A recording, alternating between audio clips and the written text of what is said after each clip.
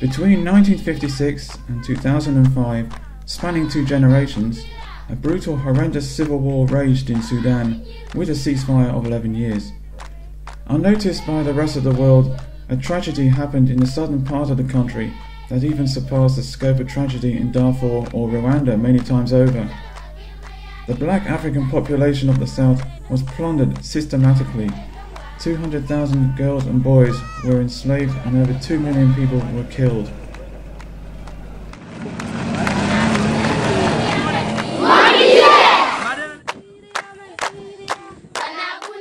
Joseph Ayok was born in Malek-el-El. He belongs to the black African people of the Dinkas.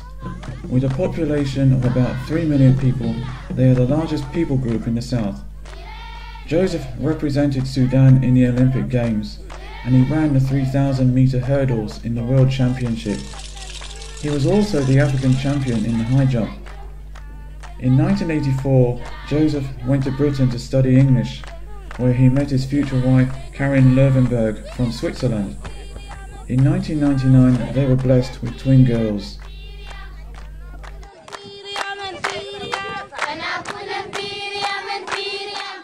Joseph and Karin were moved by the need and poverty of children and youth in the south of Sudan. For years they ministered to Sudanese refugees in Uganda, Kenya, Egypt and Britain. For a long time they had the burden to provide a school education for children and youth.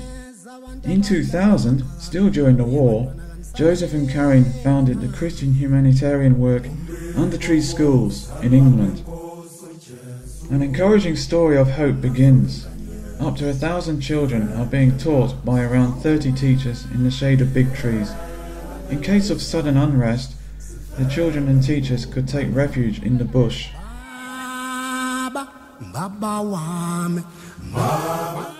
With the peace treaty in 2005, the dream of building up an independent South Sudan is close at hand. Now the time has arrived for the building of permanent school buildings. In January 2007, the first building phase has begun. Heavy road transports, loaded with cement and sheet metal, travel from Kenya over 1,000 kilometers under difficult conditions to Malek-el-El.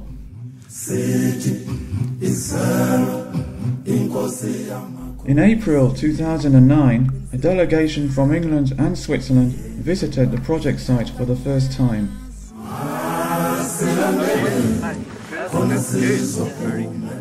We were warmly welcomed by Joseph and his team on the campus.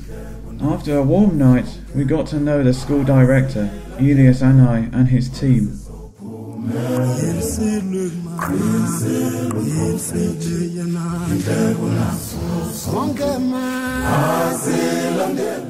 At the new schoolrooms, the first girls in their new school uniforms arrive.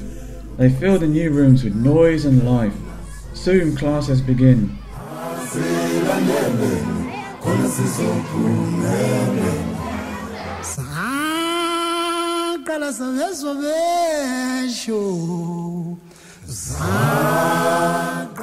In this building, there is a teacher's preparation room. It's almost finished.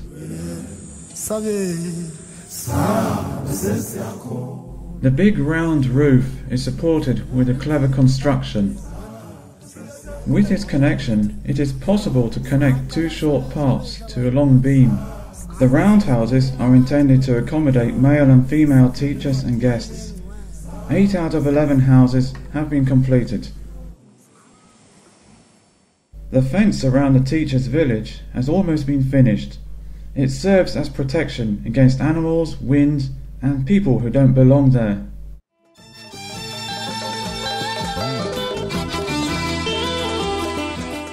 Where there is water, there is life. In 2008, a well was dug for the school. The fountain provides good quality water for many people living close by. The well is also a meeting place.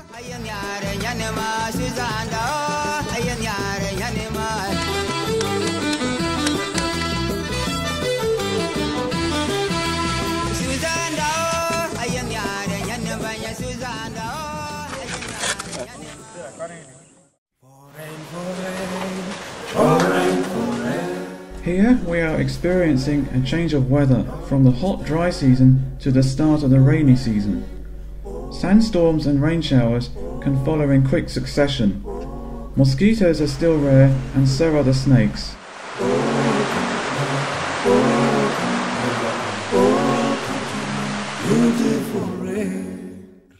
All green things begin to sprout. During the rainy season, the grass can grow as tall as a person.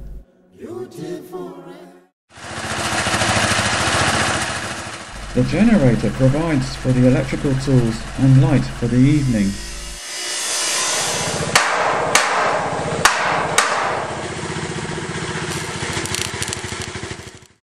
Today, it's April the 24th, the official dedication of the new school.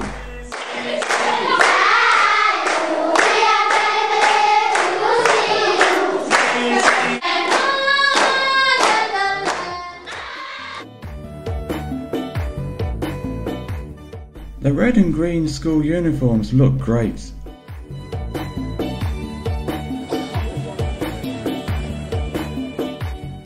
The ribbon for the opening ceremony is put up.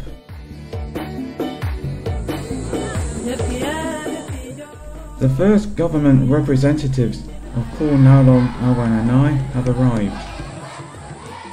Paul Nalong Awananai is the Minister of Northern Bahr el Ghazal, which is one of 10 provinces in the south.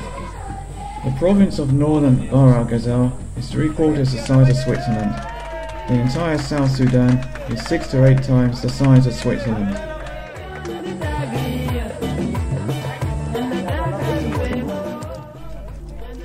In honor of the opening of the school, a new tree is planted.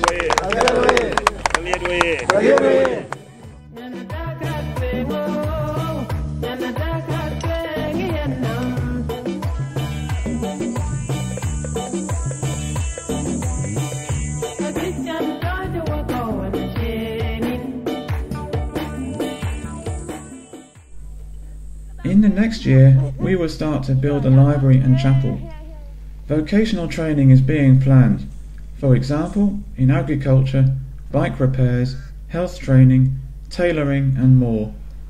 Yet it is not only about vocational and educational skills. After decades of war, it is very much about discovering and bringing to fruition the gifts and skills God has laid in the children and people in Malek. We have much to learn from them.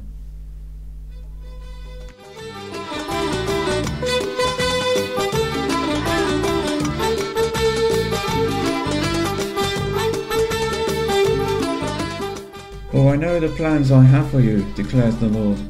Plans to prosper and not to harm you. Plans to give you hope and a future. Jeremiah 29 verse 11.